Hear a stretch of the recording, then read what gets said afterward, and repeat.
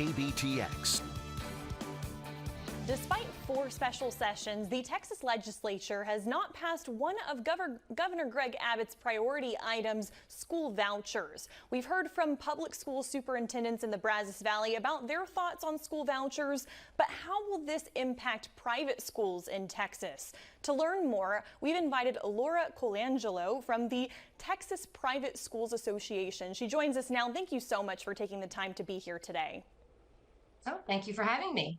Before we get to what this program means for students and schools in Texas, what is the Private Schools Association's stance on school vouchers? We are for increasing educational opportunities for students and families. We are for this particular bill, and I can't say we would be for every bill that has been proposed in the legislature, but the HB1 and SB1 from this last session, we are very much in favor of it. It is about 50,000 students statewide that will be eligible to attend a private school, and they can't afford it right now, and they would have that opportunity to go. So we are for this idea. We wouldn't necessarily be for all school choice propositions, but the ones that have come out so far from the legislature, we are for. Private schools range in size and location across the state. So what are you hearing from school principals or school boards about the possibility of more students on their campus if this is passed? They are ready and willing to accept more families, more students into their schools. They are devastated. I hear from them every day when they have to turn away families who would like to attend the private school and can't afford it. So this is just a way for them to increase the financial aid that they already offer. There's already private financial aid for families and private schools, but it runs out sometimes during the year, and they're not able to bring in those new families that need another option. So they are excited. 98% of my schools are ready and willing to participate in a school choice program when it comes to pass in Texas. How do private schools benefit from a school voucher program? Well, they are just able to admit more families that want to go to school there. They already have to turn away families that can't afford it. They give away, millions of dollars in private scholarship money, and when that money runs out, they just simply can't open the doors to more families. So this is just a way that they see that they can increase that have more families that come that want to come. Most families are very happy in public schools and will stay in public schools as they should.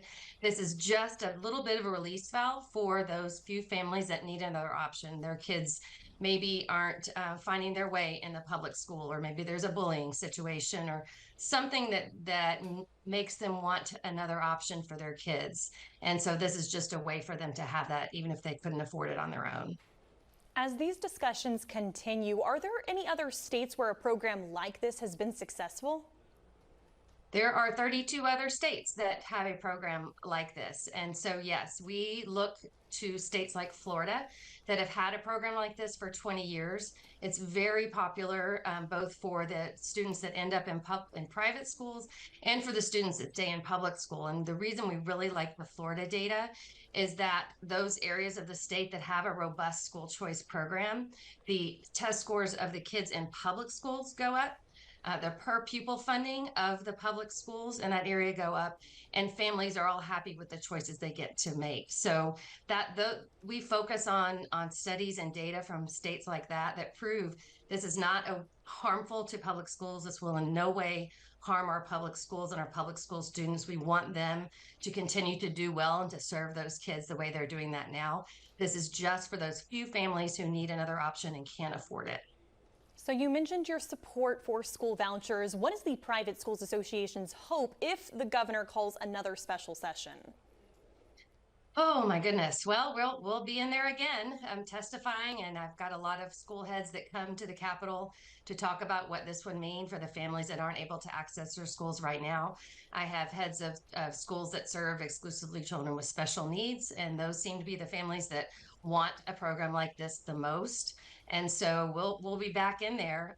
I don't know if there will be another special in the next few months. It seems like that was a possibility more a few months ago, and now I think we may be waiting through the elections and start this up again in January of 2025. But whenever we resume this discussion, we'll be there, and we'll be trying to open opportunities for more Texas families. Well, Laura with the Texas Private Schools Association, thank you so much for your time today and talking us through this. Absolutely. Thank you for having me.